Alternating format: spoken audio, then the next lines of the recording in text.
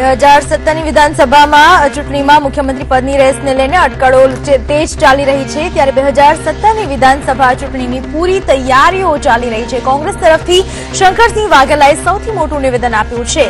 શંકરસિંહે આ પ્રકારનું નિવેદન આપ્યું છે કે હું મુખ્યમંત્રી પદની રેસમાં ક્યાંય પણ આગળ નથી।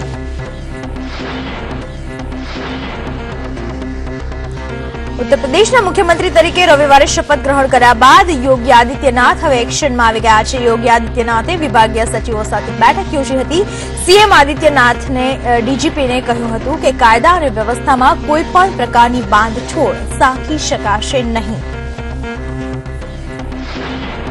ઉજાલા યોજના અંતર્ગત મળતા એલઈડી બલ્બને લઈને કોંગ્રેસના નેતા શક્તિસિંહ ગોહિલે સરકાર ઉપર આક્ષેપો કરતા જણાવ્યું છે કે એલઈડી બલ્બના નામે મોટું કૌભાંડ ચાલે છે। 4 મોટી કંપનીઓ છે કે જે એલઈડી બલ્બના નામે કૌભાંડ આચરે છે।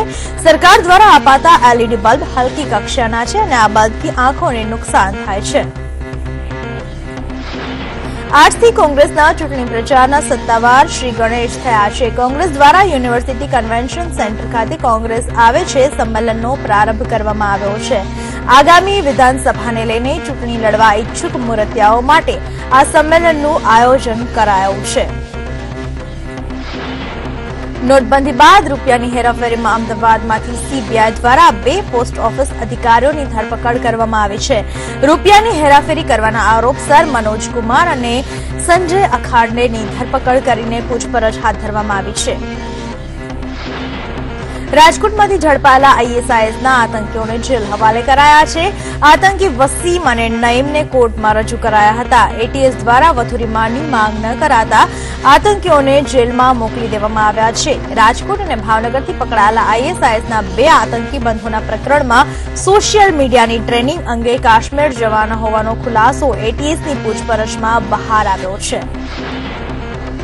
યુપીમાં બોર્ડની પરીક્ષાઓ ચાલી રહી છે પણ બધી જ પાબંદીઓ પછી પણ પરીક્ષાઓમાં ખુલ્લેઆમ નકલ ચાલી રહી છે। મથુરા અને બલિયાની જુદી જુદી તસવીરો સામે આવી છે જે પરીક્ષા તંત્ર માટે દાગ સમાન છે। મથુરાના રાધા ગોપાલ સ્કૂલમાં નકલ કરવાની માનો હરીફાઈ થઈ રહી છે। નકલ માફિયા સ્કૂલની દિવાલો અને બારીઓ મારફતે નકલની કાપલીઓ પરીક્ષા ખંડમાં પહોંચાડતા કેમેરામાં કેદ થયા છે।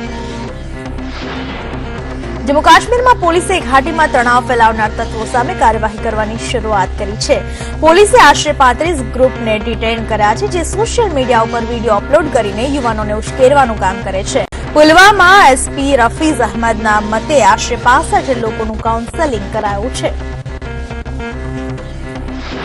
એઆઈએમઆઈએમના વડા અને સાંસદ અસદુદ્દીન ઓવૈસીએ યોગી આદિત્યનાથને યુપીના મુખ્યમંત્રી બનાવવા પર સવાલ ઉભા કર્યા છે। ઓવૈસીએ યોગીને મુખ્યમંત્રી બનાવ્યા બાદ વડાપ્રધાન મોદી ઉપર કટાક્ષ કરતા કહ્યું છે કે શું આ જ મોદીનું ન્યૂ ઇન્ડિયા છે। ઓવૈસીએ કહ્યું છે કે યુપીમાં હવે માત્ર હિન્દુત્વનો વિકાસ થશે। ઓવૈસીએ કહ્યું કે બધાનો સાથ અને બધાનો વિકાસ માત્ર એક સૂત્ર જ છે। હવે માત્ર હિન્દુત્વનો જ વિકાસ થશે। ચીને ફરી એક વખત કહ્યું કે ભારતે વન બેલ્ટ વન રોડ માટે વ્યવહારિક રૂખ અપનાવવું જોઈએ। ગ્લોબલ ટાઇમ્સમાં પ્રસિદ્ધ થયેલા એક અહેવાલ મુજબ ભારતની ચિંતાઓ છતાં રાષ્ટ્રપતિ શી જિનપિંગની આ પરિયોજનાને આંતરરાષ્ટ્રીય સ્તર પર સમર્થન મળ્યું છે। ભારતે આ મુદ્દે સાવધાનીપૂર્વક પગલાં ભરવા જોઈએ એવો પણ ઉલ્લેખ કરવામાં આવ્યો છે।